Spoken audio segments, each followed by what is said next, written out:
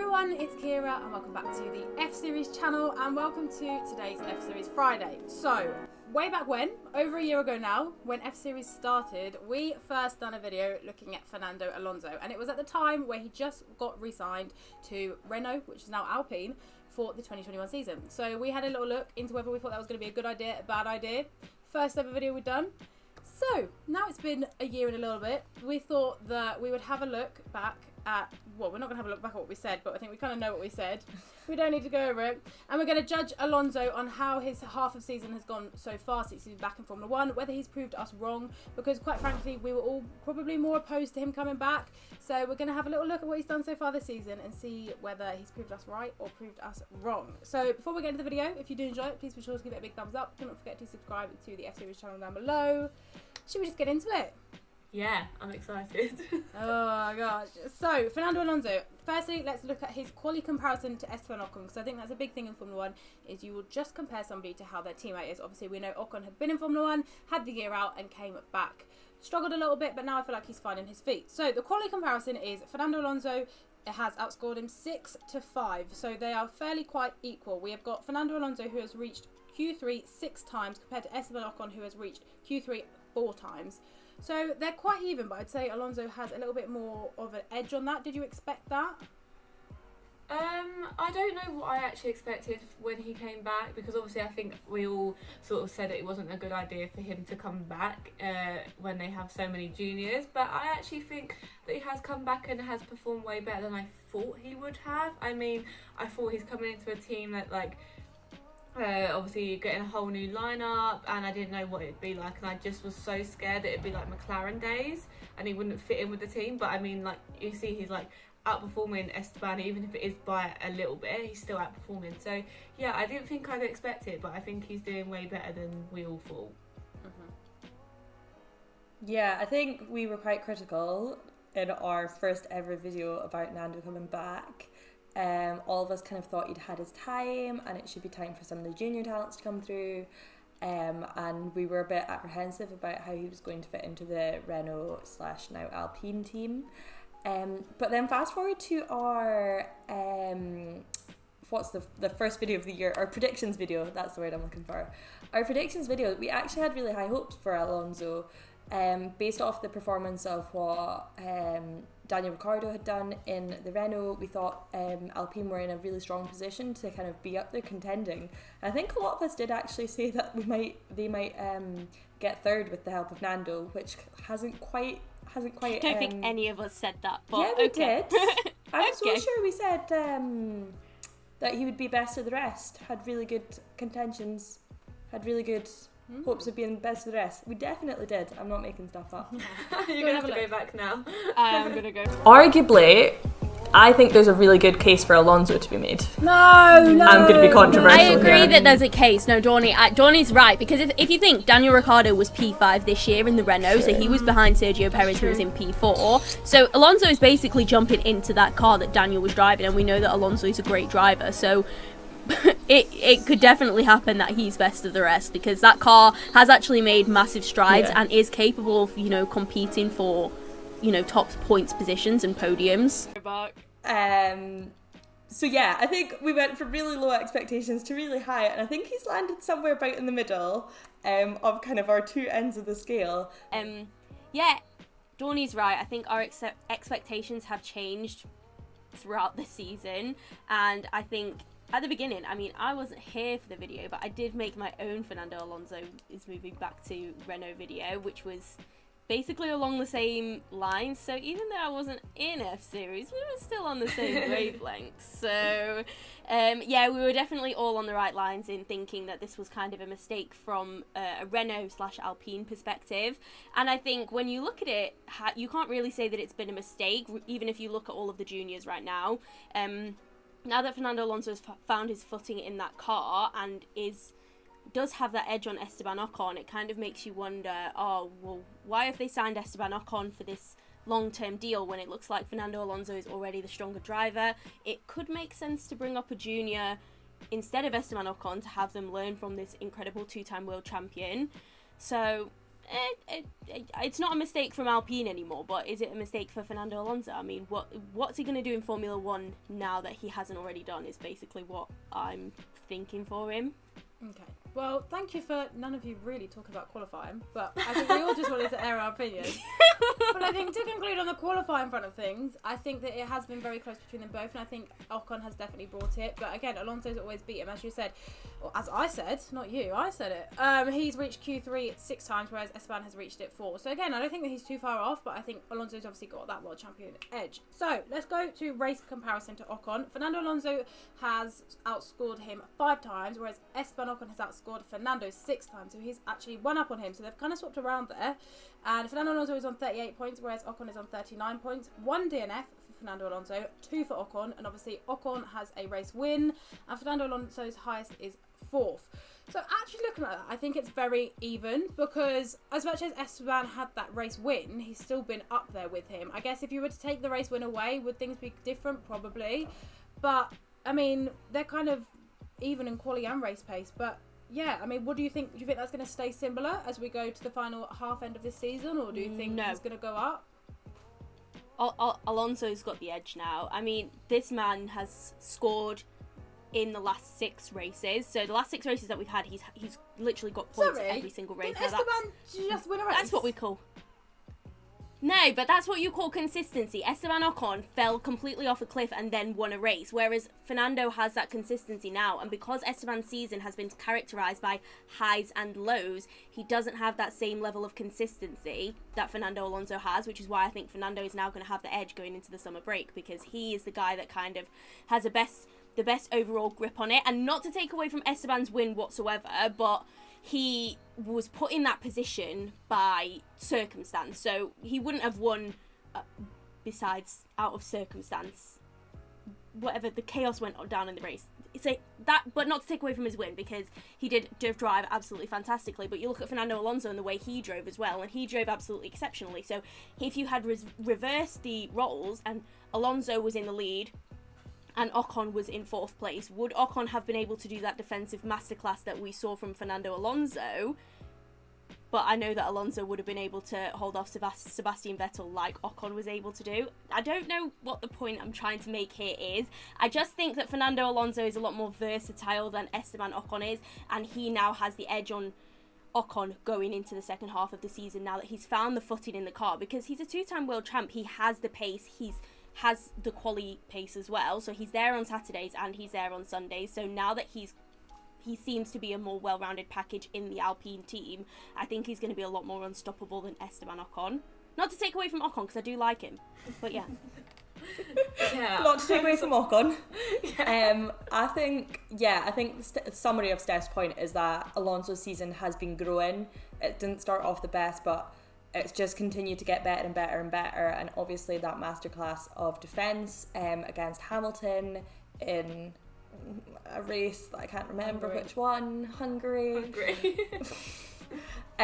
Was just almost like the high at the end of Act 1. Like, the season was just building to that high at the end of Act 1, and although it was Ocon that got the win, it was basically down a lot, or a large part of it was down to the fact Nando held Hamilton off for so long, so Hamilton didn't have enough time to catch Ocon. So I definitely think Alonso's season is just growing and growing and growing, and going into the second half of the season, I think he will have the edge on Ocon, and it's going to be his season, and he's going to continue to he is behind on points at the minute, but just by a point, and I think that he's going to continue to bridge the gap. Why can none of us talk today? Continue to build the gap and move past Ocon. Yeah, he's going to have a better half of the season. Yeah, I do think his second half of the season will be better than Esteban's. Obviously Esteban had some really, really good good races at the start, and I did think, oh my god, he's actually been so much better than Fernando, like you guys have said. But then obviously I think it was after his contract came out, and it was like, and then obviously he got the race win, which is amazing. But I do think that Alonso just has that edge, and like he just has that extra bit of like experience and like obviously his age, and like he's more not a more mature driver, but he knows the tricks and the games and the sort of things that happen in F1. So yeah, I think they have been quite evenly based. I think Alonso does have the edge more, but if you looked at it over the whole of the first half of the season, it has been very up and down for both of them. Absolutely. I think a lot of that does come from the Alpine package itself.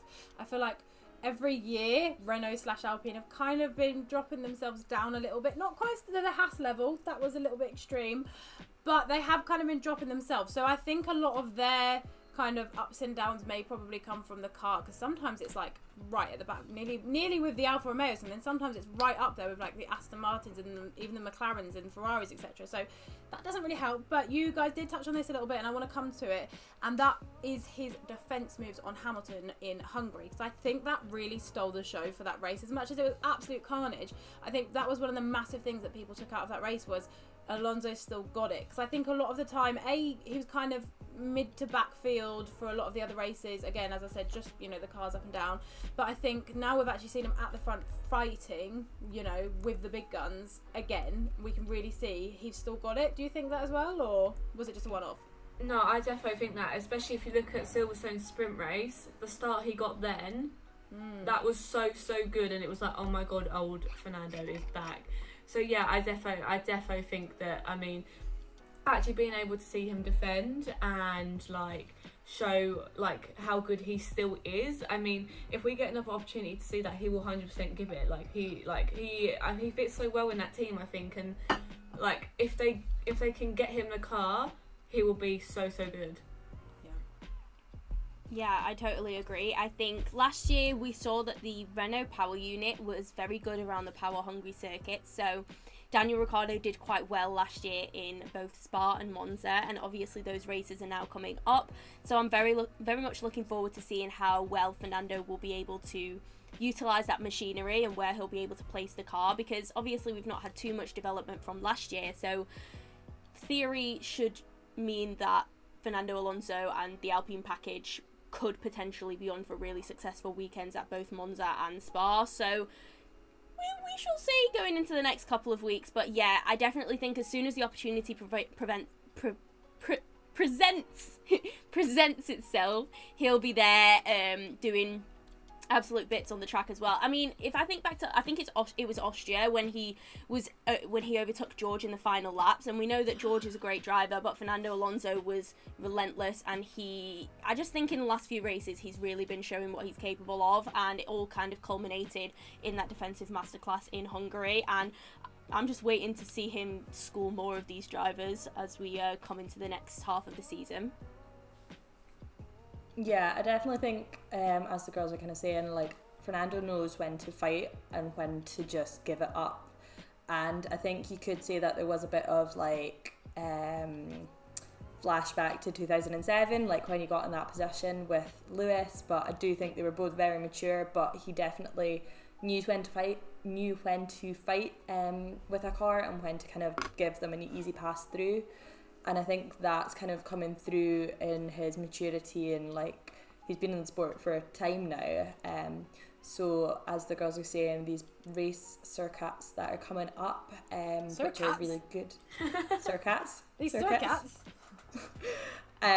Which are coming up for like Monza, which are power hungry. It's going to be really interesting to see how the Renault does. No, the Renault. Oh my goodness, the Alpine does there with Alonso, because I think they're going to be really interesting races, and hopefully they can give them the car to get good results there, because I do think they do deserve it on balance. Oh, I know, I'd love to see them right up there. It's going to be very interesting. So we're going to get our crystal balls out here a little bit, and Fernando Alonso is signed for this year and for next year. I'm going to ask you girls, there's two questions in one. Firstly is, do you think he should be replaced by a junior, or do you think they should keep him on? And if you think he should be kept on after his 2 years, how long do you think he's going to go for in Alpine? Oh my god. Pressure.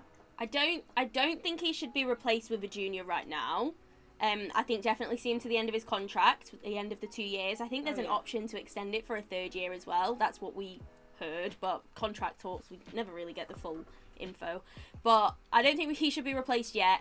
But once it gets to the time when his contract is up, I don't think he'll necessarily stay anyway, because at that point he'll be like 42, and that's not old, but it is old in terms of Formula One drivers. And as you can see, he's still got it, but will he have done everything that he wants to do by then? Will he have prepped Alpine going into the new regulations as a strong car? Will he have developed that team to make it stronger for whoever comes in after him? I think that that's kind of what he's trying to do, build a legacy with Alpine. So if he can do that at the end of his 2-3 years, there's no reason for him to stay. And also, I don't think he will just stay for the sake of it. I think there's something that he wants to do while he's here. He obviously wants to create this legacy, like I said, and I think that that's why he's come back to Formula One. And once he's done that, there's no real reason for him to stay, because he's accomplished everything that he wants to accomplish. So I don't really know what goes on in that man's head. Maybe I'm just completely off the mark. I don't know. Which junior would you want to see for him replace him? Oscar Piastri. Yeah, good choice. Oscar, good one. Charlotte?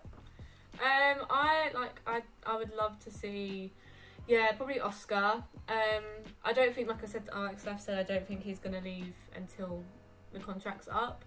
And I don't think they should replace him either. I mean, he's getting the results, he's doing really well. So yeah, but I'd love to see Oscar, definitely.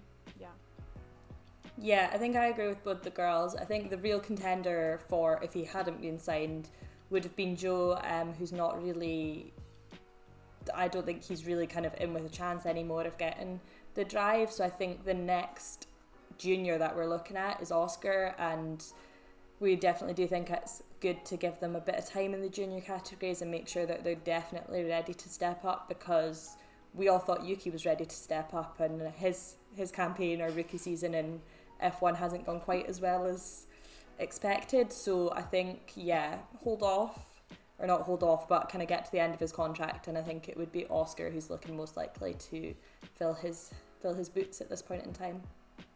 Absolutely, I'd pretty much agree. I think he's definitely going to see out his contract. Might do another year, might not. I think it really depends. Obviously, Oscar is overperforming, I'd say, in F2 this year, to the fact that he is going to give Alpine a headache if he does win the championship. So we'll have to see how that happens.